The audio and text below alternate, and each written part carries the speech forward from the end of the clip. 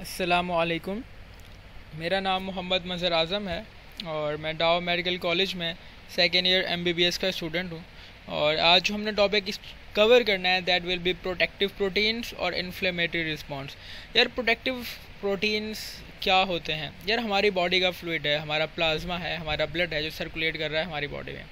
उस फ्लूइड के अंदर कुछ ऐसे प्रोटीन्स होते हैं जो प्रॉपर्ली सर्कुलेट कर रहे होते हैं ब्लड के साथ साथ। और पता है क्या होता है, जब कोई एक ऑर्गेनिज्म, कोई माइक्रो ऑर्गेनिज्म, कोई पैथोजेनिक ऑर्गेनिज्म, कोई भी बाहर का एक्सटर्नल एंटीजन या फॉरेन एंटीजन जिसको हम कह सकते हैं कि जो आपका फॉरेन एंटीजन वो होता है जो आपका अपना ना हो, विच इज़ नॉन सेल्फ। तो जब वो आपकी बॉडी में आता है, कुछ ऐसे प्रोटीन्स होते हैं जो एक्टिवेट हो जाते हैं। फिर क्या होता है, वो जो एक प्रोटीन एक्टिवेट हो जाता है वो दूसरे को एक्टिवेट करता है, दूसरा होता है वो तीसरे को। इसी तरह बहुत सारे प्रोटीन्स एक दूसरे की वजह से एक्टिवेट हो जाते हैं। इन प्रोटीन्स को हम प्रोटेक्टिव प्रोटीन्स भी कहते हैं और साथ में इनके जो अच्छा वर्ड है यूज़ कर सकते हैं वो है कॉम्प्लीमेंट प्रोटीन। और ये कॉम्प्लीमेंट प्रोटीन क्यों कह रहे हैं? बिकॉज ये एक दूसरे का एक्शन कॉम्प्लीमेंट कर रहे हैं, यानी एक एक्टिव हो रहा है तो दूसरे को एक्टिव करा रहा है, दूसरा हो रहा है तो तीसरे को करा रहा है, यानी कि वो एक दूसरे का काम या एक दूसरे का एक्शन कॉम्प्लीमेंट कर रहे हैं, यानी कि मदद कर रहे हैं एक दूसरे की। तो इनको हम कॉम्प्लीमेंट प्रोटीन कहते हैं। और ये क्या करते हैं कॉम्प्लीमेंट प्रोटीन? इनको ना किसी भी ऑर्गेनिज्म को मारने के बहुत सारे तरीके हैं। या तो ये इम्यून सेल्स जो होते हैं उनको एक्टिव कर देंगे और वो इम्यून सेल्स आके इनको डैमेज कर देंगे, डिस्ट्रॉय कर देंगे। या फिर जो आपके प्रोटेक्टिव प्रोटीन्स होते हैं ना, आखिर में एक मेम्ब्रेन अटैक कॉम्प्लेक्स बनाते हैं जिसको मैक कहते हैं। ये मेम्ब्रेन अटैक कॉम्प्लेक्स बनाते हैं और जो मेम्ब्रेन अटैक कॉम्प्लेक्स होता है वो किसी भी बाहर से आने वाले ऑर्गेनिज्म की सेल वॉल और सेल मेम्ब्रेन को डिस्ट्रॉय कर देता है, उसका लाइसिस करा देता है और वो बर्स्ट हो जाता है। ठीक है, अब इसको रीड करते हैं कि हमारी बॉडी फ्लूइड में बहुत सारे प्रोटीन जो हैं वो सर्कुलेट कर रहे हैं जो हेल्प करते हैं in the protection of our body against microorganism such as pathogenic bacteria. कुछ ये प्रोटीन जो होते हैं हम इनको कॉम्प्लीमेंट प्रोटीन्स कहते हैं। और जब ये रिकॉग्नाइज कर लेते हैं ना कि कोई बैक्टीरिया है और वो फॉरेन ऑर्गेनिज्म है, वो हमारा अपना नहीं है, नॉन सेल्फ है, तो ये कॉम्प्लीमेंट प्रोटीन जो होते हैं ये एक्टिवेट हो जाते हैं सीरीज ऑफ रिएक्शन के जरिए, यानी कि एक दूसरे को करेगा, दूसरा तीसरे को, तो सारे कॉम्प्लीमेंट प्रोटीन एक्टिव हो जाएंगे। जब एक्टिवेट हो जाएंगे इनमें से कुछ जो है ना वो प्लाज्मा मेम्ब्रेन जो होगी ना हमारे टारगेट सेल की, यानी कि बैक्टीरिया सेल की जो प्लाज्मा मेम्ब्रेन होगी वो उसको डिस्ट्रॉय कर देंगे। और जो दूसरे होते हैं, दूसरे सेल इम्यून सिस्टम के दूसरे सेल्स को एक्टिवेट करेंगे, लाइक मास्ट सेल को एक्टिवेट करेंगे, न्यूट्रोफिल्स को एक्टिवेट करेंगे और मैक्रोफेजिस को। न्यूट्रोफिल और मैक्रोफेजिस तो उसका फेगोसाइटोसिस करेंगे। मास्ट सेल जो होते हैं वो हिस्टामाइन वगैरह रिलीज करते हैं जिससे इन्फ्लेमेशन वगैरह भी होती है और एलर्जी वगैरह भी होती है। ठीक है, तो इससे क्या होगा, आपका जो इम्यून का सिस्टम का रिस्पॉन्स होगा ना वो बढ़ जाएगा और उस चीज़ को ख़त्म करने में, उस ऑर्गेनिज्म को डिस्ट्रॉय करने में एक आसानी होगी। नेक्स्ट टॉपिक जो बहुत इंपॉर्टेंट टॉपिक है और आपसे शॉर्ट में ज़रूर पूछ सकते हैं, दैट इज़ इन्फ्लेमेटरी रिस्पॉन्स। ये इन्फ्लेमेटरी रिस्पॉन्स क्या होती है? यार लफ्ज़ इन्फ्लेमेशन का मतलब होता है कि सेट ऑन फायर, यानी कि किसी चीज़ को फुल जला देना, फायर पे कर लगा देना। जब भी कहीं आग लगती है, जलती है, तो आप बॉडी गर्म हो जाती है। ठीक है, उसके साथ साथ पेन भी होता है, पेन होने के साथ साथ वो चीज़ रेड भी हो जाती है। ठीक है, इसलिए हम इन्फ्लेमेशन का भी मतलब ये लेते हैं कि सेट ऑन फायर है।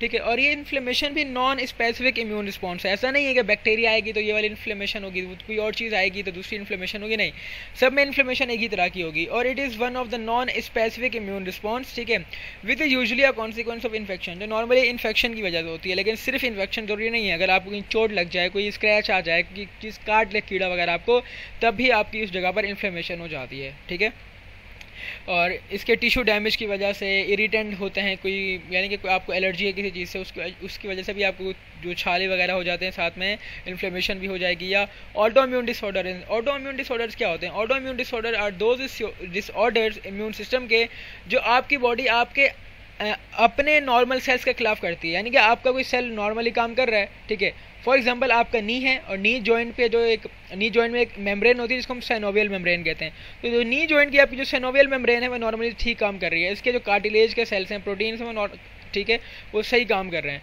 कोलेजन प्रोटीन सही काम कर रहे हैं। अब फिर क्या होता है, आपका इम्यून सिस्टम को लगता है कि जो मेरे अपने प्रोटीन्स हैं ना ये मेरे अपने नहीं है, बाहर गए, तो वो इनको अटैक करके इनको मारना शुरू कर देता है, जिसकी वजह से यहाँ पर इन्फ्लेमेशन हो जाती है। इस कंडीशन को हम आर्थराइटिस भी कहते हैं।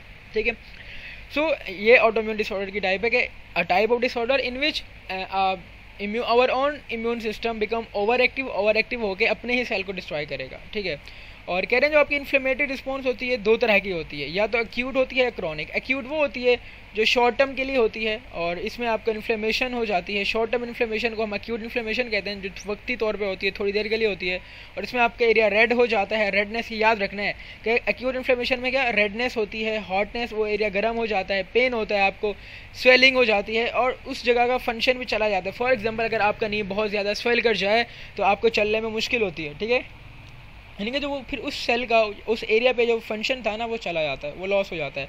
तो रेडनेस है, ठीक है, हॉटनेस है, पेन है, स्वेलिंग है और लॉस ऑफ फंक्शन है, ठीक है। पता है रेडनेस क्यों होती है? जहाँ पे इन्फ्लेमेशन हो रही होती है ना वहाँ पे वेसल्स डायलेट कर जाती है। जब वेसल्स डायलेट कर जाती है वहाँ पे ज़्यादा ब्लड फ्लो करता है। जब ज़्यादा ब्लड फ्लो करता है ब्लड का कलर रेड होता है, तो वो चीज़ रेड हो जाती है, ठीक है। और लॉस ऑफ फंक्शन हो जाता है। तो क्रोनिक इन्फ्लेमेशन ये वो इन्फ्लेमेशन है जो लंबे टाइम के लिए होती है और इसमें लाइक कोई कार्डियोवास्कुलर डिजीज़ है किसी को, ठीक है, और या एलर्जी है, तो एलर्जी में और कार्डियोवास्कुलर डिजीज़ में जो इन्फ्लेमेशन होगी वो क्रोनिक होगी।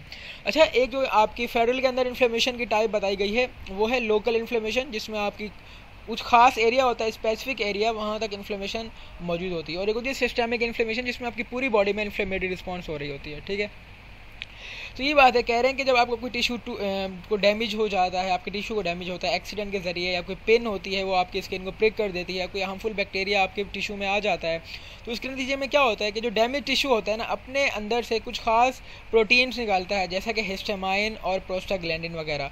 जो हिस्टामाइन है ख़ास तौर पर वो क्या करता है, वो आपके नियर बाय ब्लड वेसल्स को, जो फॉर एग्ज़ाम्पल ये मेरा एक ब्लड वेसल है और ये मेरा टिश्यू है जिसके ऊपर मेरी कोई पिन आके लग गई है या फिर यहाँ पे कोई बैक्टीरिया आ गया है, तो ये क्या रिलीज़ करेगा, ये आपका रिलीज़ करेगा हिस्टामाइन वगैरह, ठीक है। हिस्टामाइन के साथ साथ प्रोस्टाग्लैंडिन भी रिलीज़ करेगा। हिस्टामाइन और प्रोस्टाग्लैंडिन है ये जाएंगी और ये आपकी जो ब्लड वेसल है ना इसके ऊपर जाके एक्ट करेंगी। जब इस ब्लड वेसल के ऊपर जाके एक्ट करेंगी इसको डायलेट कराएंगी। जब वेसल डायलेट हो जाएगी, बड़ी हो जाएगी, तो जो जितना पहले ब्लड फ्लो कर रहा था उससे ज़्यादा फ्लो होगा। जब ब्लड बहुत ज़्यादा फ्लो होगा ना और ये डायलेट कर जाएगी, तो इसकी डायलेशन से पता है क्या होगा, इसकी जो मेम्ब्रेन की पहले एबिलिटी थी ना, सेल ये जो कैपिलरी की मेम्ब्रेन थी वो लेस परमेबल थी, वो बड़े बड़े प्रोटीन्स को यहाँ से नहीं आने देती थी, और जो वाइट ब्लड सेल्स हैं उनको भी यहाँ ज़्यादा नहीं आने देती थी। लेकिन हिस्टामाइन की वजह से और प्रोस्टाग्लैंडिन की वजह से वाइट ब्लड सेल्स इसकी तरफ अट्रैक्ट होंगे, इस एरिया की तरफ, ठीक है। वाइट ब्लड सेल अट्रैक्ट होंगे, साथ में ज़्यादा ब्लड फ्लो करेगा, ज़्यादा यहाँ से चीज़ें लीक होंगी, यानी टिश्यू फ्लूइड जो कम लीक हो रहा था अब ज़्यादा लीक होगा, बिकॉज वेसल डायलेट कर गई हैं। जो वेसल डायलेट कर जाती हैं वो लीक ही हो जाती हैं, लीक होती हैं वहाँ से चीज़ें। तो यहाँ से आपका जो फ्लूइड है वो लीक करेगा और वाइट ब्लड सेल्स इस एरिया पे आ जाएंगे। वाइट ब्लड सेल आएंगे और इस जो डेब्री है, जो ये सेल है मेरा जो इन्फेक्ट हो चुका है, आप किसी काम का नहीं है, तो इसको इनगल्फ कर लेंगे और उस सेल को भी या उस पिन प्रिक का कोई जो डैमेज मटेरियल था, कोई पार्ट रह गया था, उसको भी डिस्ट्रॉय कर देंगे, ठीक है। तो यानी जो इन्फ्लेमेशन हो रही है वहाँ पे आपके डिफरेंट ब्लड सेल्स आ जाएंगे उस एरिया पे, जैसे में न्यूट्रोफिल्स आ जाएंगे, ब्लड वेसल डायलेट कर जाएंगी तो वहाँ पे न्यूट्रोफिल भी अट्रैक्ट होंगे, मैक्रोफेजेस भी अट्रैक्ट होंगे इन्फेक्शन की एरिया पे, और जो बैक्टीरिया था उसको एलिमिनेट कर दिया जाएगा by the help of phagocytosis, ठीक है। तो मैक्रोफेजेस आके और न्यूट्रोफिल आके वहाँ पे फैगोसाइटोसिस का फिनोमेना करेंगे और उस बैक्टीरिया को डिस्ट्रॉय कर दिया जाएगा, और या तो इससे एब्सेस भी हो जाएगा, यानी कि पस की कंडीशन भी क्रिएट हो जाएगी, ठीक है। और याद रखना है एब्सेस में क्या होता है, एब्सेस में आपका सेल का डेब्री होता है, यानी कि सेल का जो कचरा गंद होता है वो मौजूद होता है, उसमें आपका माइक्रोब होता है। माइक्रोब क्या होता है, कोई भी बाहर की ऑर्गेनिज्म जो आई थी, तो जो आपका पस क्रिएट होगा उसमें आपका सेल का मटेरियल भी होगा, ठीक है, उसमें माइक्रोब भी होगा जो आया था, और साथ साथ में आपके वाइट ब्लड सेल्स जो यहाँ पे आप अट्रैक्ट किए हैं ना वो भी शामिल होंगे, चाहे वो ज़िंदा हो या ख़त्म हो गए हों, ठीक है। सो ये सब कुछ यहाँ पर हो रहा होता है, कह रहे हैं। और सेल जो है white blood cell they may die forming a thick paste, like एक मोटा पेस्ट की तरह का वाइट, येलो, ऑरेंज या ग्रीनिश फ्लूइड बना लेंगे जिसको पस कहते हैं, और पस की स्मेल बैड होती है। तो यानी कि आपको फॉर एग्जांपल आपको पिन ने प्रिक किया या कोई माइक्रो ऑर्गेनिज्म आपके टिश्यू में आई, तो उसके नतीजे में क्या होगा, हिस्टामाइन और प्रोस्टाग्लैंडिन रिलीज़ कर दिए जाएंगे। जब ये रिलीज़ कर दिए जाएंगी तो जो ये ब्लड वेसल थी ये डायलेट हो जाएगी, ये वाली ब्लड वेसल, ये ब्लड वेसल पहले देखो पतली थी अब बड़ी हो गई है। जब डायलेट हो जाएगी तो यहाँ से पहली बात, जब भी कोई टिश्यू डैमेज होता है तो वहाँ पे ब्लड क्लॉट हो जाता है, तो ब्लड क्लॉटिंग होगी, इसके साथ साथ ब्लड फ्लो ज़्यादा होगा। ब्लड फ्लो ज़्यादा होने के साथ साथ ये जो आपके वाइट ब्लड सेल्स हैं वो इस एरिया पे अट्रैक्ट हो जाएंगे, वो जाएंगे और आपके जो बैक्टीरिया था, जो ऑर्गेनिज्म था, ठीक है, जो बैक्टीरिया वगैरह था उसको इनगल्फ कर लिया जाएगा। इनगल्फ करने के बाद उसका फैगोसाइटोसिस करा लिया जाएगा। तो कीमोटैक्टिक फैक्टर जो होते हैं वो कह रहे हैं फैगोसाइटिक सेल्स को अट्रैक्ट करते हैं, यानी कि जो सेल टिश्यू डैमेज हो जाता है तो हिस्टामाइन और प्रोस्टाग्लैंडिन वगैरह जो हैं ये कीमोटैक्टिक फैक्टर्स हैं, ये आपके फैगोसाइटिक सेल्स को अट्रैक्ट अटैक करते हैं, फैगोसाइटिक सेल जाते हैं और वहाँ पे सेल के डेब्री को खा जाते हैं और जो पैथोजन होता है उसको भी खा जाते हैं और इस तरह इन्फ्लेमेशन हो जाती है। कह रहे हैं बताएं कि जो इन्फ्लेमेटरी रिस्पॉन्स होती है आर्थराइटिस में वो एक मिसडायरेक्टेड इम्यून रिस्पॉन्स है, यानी कि आर्थराइटिस जो है मिसडायरेक्टेड है, यानी कि ऑटो इम्यून डिसऑर्डर है। मिसडायरेक्टेड को हम ऑटो इम्यून रिस्पॉन्स कहते हैं, ठीक है, ऑटो इम्यून डिसऑर्डर। कह रहे हैं नॉर्मली जो इम्यून के सेल्स होते हैं ना वो फॉरेन सेल्स के अगेंस्ट काम करते हैं, जैसे बैक्टीरिया के अगेंस्ट या वायरस के अगेंस्ट, लेकिन कभी कभी ऐसा होता है कि ऑटो इम्यून डिसऑर्डर हो जाता है जिसमें आपका इम्यून सिस्टम ओवर एक्टिव हो जाता है और आपके अपने ही सेल्स को डिस्ट्रॉय करना स्टार्ट कर देता है। यही चीज़ हम रेमाटॉइड आर्थराइटिस में देखते हैं कि जिसमें इम्यून सेल्स जो होते हैं ना, सही है, वो इम्यूनोग्लोबिन जी IgG के अगेंस्ट अटैक करते हैं, ठीक है। तो याद रखना रेमाटॉइड आर्थराइटिस में कौन सा इम्यूनोग्लोबिन इन्वॉल्व होता है, इम्यूनोग्लोबिन जी होता है। ये इम्यूनोग्लोबिन क्या होता है हम इंशाल्लाह इस चैप्टर के एंड में इनको जरूर डिस्कस करेंगे। तो एक तरह के भी प्रोटीन्स होते हैं। तो आपका जो इम्यून सिस्टम है वो इम्यूनोग्लोबिन जी के अगेंस्ट अटैक करता है, ठीक है। जब अटैक करता है तो वो इस जगह पर इन्फ्लेमेशन करा देता है, यानी कि जो आपकी सेनोवियल मेम्ब्रेन होगी ना नी जॉइंट पे, ये उसकी इन्फ्लेमेशन करा देता है, उसको डैमेज करना स्टार्ट कर देता है। जो कह रहे हैं जो रीज़न है हमें नहीं पता कि क्यों होता है, बट रेमाटॉइड आर्थराइटिस में इन्फ्लेमेशन हो जाती है synovial membrane of the joint की जितनी भी सेनोवियल मेम्ब्रेन होती है उसकी इन्फ्लेमेशन हो जाती है, जो स्वेल हो जाते हैं और पेनफुल जॉइंट हो जाते हैं, ठीक है। अल्टीमेटली लीडिंग टू डिफॉर्मिटी, यानी कि फिर आपकी इतनी कंडीशन ख़राब हो जाती है कि बाद में आदमी चल भी नहीं सकता, उसको ऑपरेशन वगैरह कराना पड़ता है नी का, ठीक है। और कह रहे हैं आपके रेमाटॉइड आर्थराइटिस में सिर्फ नी जॉइंट नहीं होता बल्कि आपके हाथ के जॉइंट हो सकते हैं, रिस्ट के जॉइंट वगैरह सारे ये इन्वॉल्व हो सकते हैं।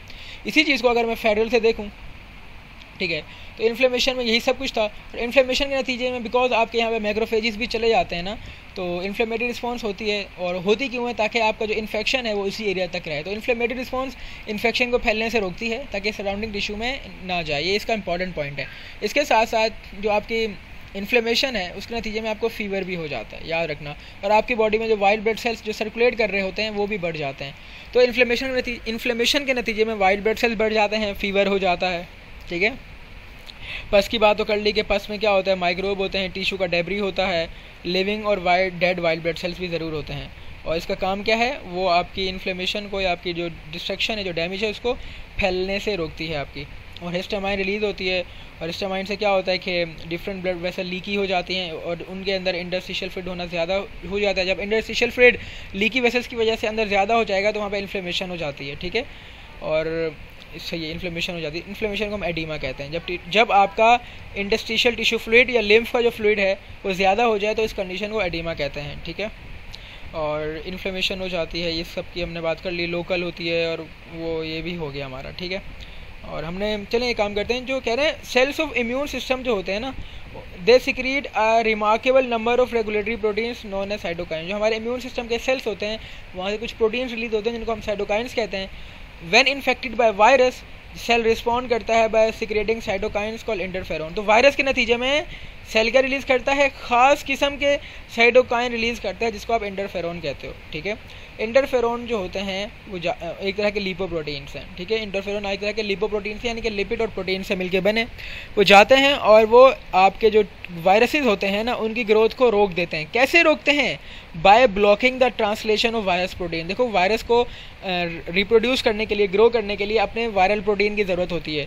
तो जब आपका ये सेल है ये इन्फेक्ट हो गया वायरस है तो ये क्या रिलीज़ करेगा, ये रिलीज़ कर देगा इंटरफेरोन। जब इंटरफेरोन को रिलीज़ कर देगा तो इंटरफेरोन, ठीक है, जो सेल होता है वो इंटरफेरोन को रिलीज़ करता है। इंटरफेरोन जाता है और इंटरफेरोन जाके आपकी जो ये वायरस प्रोटीन की जो ट्रांसलेशन हो रही होती है ना, जिसके नतीजे में पहले ट्रांसक्रिप्शन होती है मैसेंजर आरएनए की, फिर मैसेंजर आरएनए बन के आ जाता है, फिर उस मैसेंजर आरएनए की ट्रांसलेशन होती है और प्रोटीन बन जाता है। जो ट्रांसलेशन का प्रोसेस है इंटरफेरोन उसको रोक देता है, उसके नतीजे में वायरस के जो वायरल प्रोटीन बनने थे वो नहीं बनते। कह रहे हैं because interferon are produce within few hour of initiation of virus की replication, they may act in early phase of viral disease. Viral disease के शुरू वाले फेज में इंटरफेरोन काम करेंगे, लेकिन बाद में आपको वायरस को रोकने के लिए नेचुरल किलर सेल की ज़रूरत पड़ेगी और साइटोटॉक्सिक टी सेल की ज़रूरत पड़ेगी, जो मैं इससे पहले वाली वीडियो में डिस्कस कर चुका हूँ, ठीक है। तो इंटरफेरोन सेल रिलीज ज़रूर करते हैं जब they are infected by virus, और हमने इसकी बात की।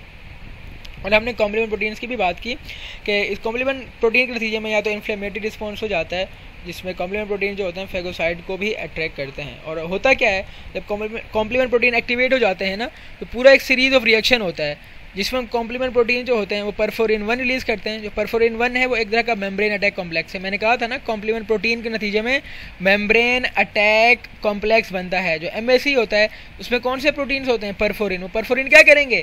वो जो मेम्ब्रेन होगी बैक्टीरिया की उसको डिस्ट्रॉय कर देंगे, उसके अंदर होल्स क्रिएट कर देंगे। जब होल्स क्रिएट हो जाएंगे तो वहाँ से पोटेशियम बाहर निकल जाएगा और सोडियम अंदर चला जाएगा, और जब सोडियम अंदर जाएगा तो वाटर भी उसके साथ अंदर जाएगा। जब वाटर उसके साथ अंदर जाएगा तो सेल स्वेल करेगा, जब सेल स्वेल करेगा तो आखिर में बर्स्ट कर जाएगा। तो इस तरह मेम्ब्रेन अटैक कॉम्प्लेक्स में आपके क्या होते हैं? परफोरिन 1 होते हैं। तो हमने ये फेडरल से ये वाली बात भी कवर कर ली। सो स्टूडेंट्स, ये था टॉपिक जो मैंने फेडरल से भी देखें, एक्स्ट्रा बातें जो भी थी 2-3 थी वो मैंने बताई, ठीक है। इंटरफेरोन के बारे में बताया और ये भी बताया कि इन्फ्लेमेशन के नतीजे में फीवर भी होता है, ठीक है, बिकॉज टेम्परेचर रेज कर जाता है। सो फिर इंशाल्लाह मिलते हैं नेक्स्ट वीडियो में, जिसमें हम लोग फीवर के बारे में डिस्कस करेंगे, ठीक है। और इंशाल्लाह इसके बाद हमारा जो थर्ड लाइन ऑफ डिफेंस है, दैट इज़ अडेप्टिव इम्यूनिटी का टॉपिक, वो स्टार्ट हो जाएगा, और जो कि बहुत इंपॉर्टेंट होगा और बहुत मज़े का टॉपिक होगा। इंशाल्लाह उससे आपको बहुत कुछ सीखने को मिलेगा। तो फिर मिलते हैं इंशाल्लाह नेक्स्ट वीडियो में, और तब तक के लिए अल्लाह हाफ़िज़।